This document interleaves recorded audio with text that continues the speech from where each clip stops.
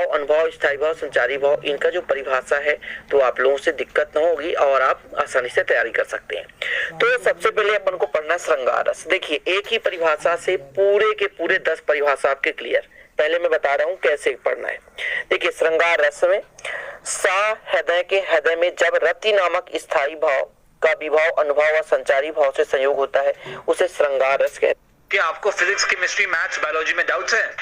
घबराओ मत, डाउटेड है ना, बस अपनी बुक कहते हैं। ठीक है, ये श्रृंगार रस के लिए हो गया।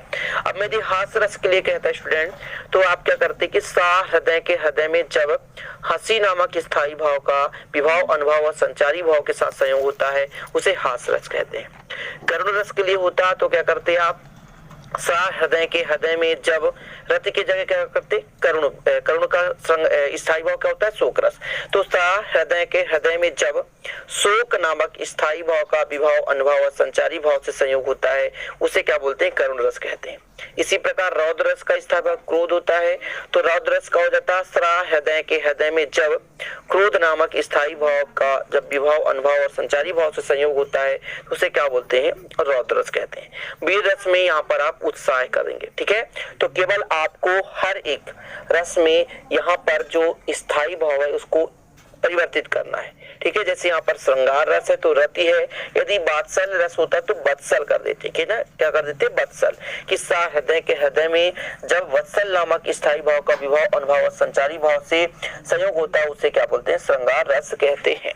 क्लियर स्टूडेंट, इतना तो समझ में आ ही गया होगा कि किसे कहते हैं, श्रृंगार रस। और सभी रस की परिभाषा आप एक ही परिभाषा से निकाल सकते हैं, तो परिभाषा में कोई दिक्कत नहीं होनी चाहिए। ठीक है, चलिए अब चलते हैं इनके एग्जाम्पल में। लेकिन श्रृंगार रस दो प्रकार के होते हैं, एक तो संयोग श्रृंगार और दूसरा वियोग श्रृंगार। अब संयोग का मतलब है जहां नायक नायिका के मिलन का बोध हो, है ना। जैसे राम के रूप निहारत जानकी, कंगन के नंग की परछाई, याता सब सुधि भूल गई, कर टेक नहीं पल टारत नहीं।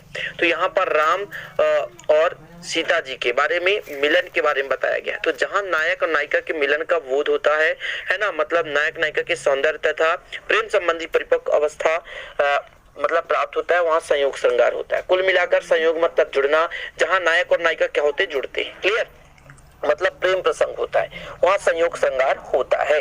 तो ये आपका संयोग श्रृंगार एग्जाम्पल सहित कि नायक नायिका के सौंदर्य तथा प्रेम संबंधी परिपक्व अवस्था को संयोग श्रृंगार कहते हैं।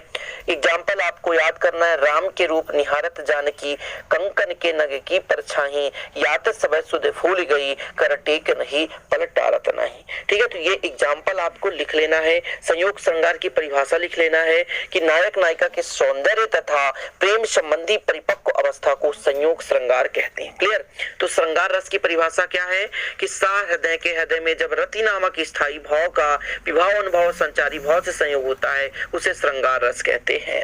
अब चलिए संयोग श्रृंगार समझ गए होंगे, अब वियोग श्रृंगार का एग्जाम्पल देख लें। तो वियोग श्रृंगार में जहां नायक नायिका के बिछुड़ने का बोध होता है उसे वियोग श्रृंगार कहते हैं, और जहां मिलने का बोध होता है उसे संयोग श्रृंगार कहते हैं। देखूं तात बसंत सुहावा, प्रियाहीन मोहि उर उपजावा। देखिए अब जो एग्जाम्पल्स हैं बिल्कुल आपको याद कर लेना, पेपर में आपको एग्जाम्पल मतलब देना ही देना पड़ेगा, क्योंकि यदि कोई भी आ गया कि मान लीजिए संयोग श्रृंगार को समझाओ, यदि आप परिभाषा दे दिए, एग्जाम्पल नहीं दिए तो आपके आधे नंबर नहीं मिलेंगे। ठीक है, यदि 4 नंबर में तो मात्र 2 नंबर मिलेगा। हास्य रस आ गया और यदि आपने हास्य रस की परिभाषा लिख दी और एग्जाम्पल नहीं लिखे, अनुभाव, स्थायी भाव, संचारी भाव, इनका जो परिभाषा है तो आप लोगों से दिक्कत न होगी और आप आसानी से तैयारी कर सकते हैं। तो सबसे पहले अपन को पढ़ना श्रृंगार रस। देखिए एक ही परिभाषा से पूरे के पूरे 10 परिभाषा आपके क्लियर। पहले मैं बता रहा हूं कैसे पढ़ना है। देखिए श्रृंगार रस में सा हृदय के हृदय में जब रति नामक स्थायी भाव का विभाव, अनुभाव और संचारी भाव से संयोग होता है उसे श्रृंगार रस कहते हैं। क्या आपको फिजिक्स, केमिस्ट्री, मैथ्स, बायोलॉजी में डाउट्स है? घबराओ मत, डाउटेड है ना, बस अपनी बुक कहते हैं। ठीक है, ये श्रृंगार रस के लिए हो गया। अब मैं हास्य रस के लिए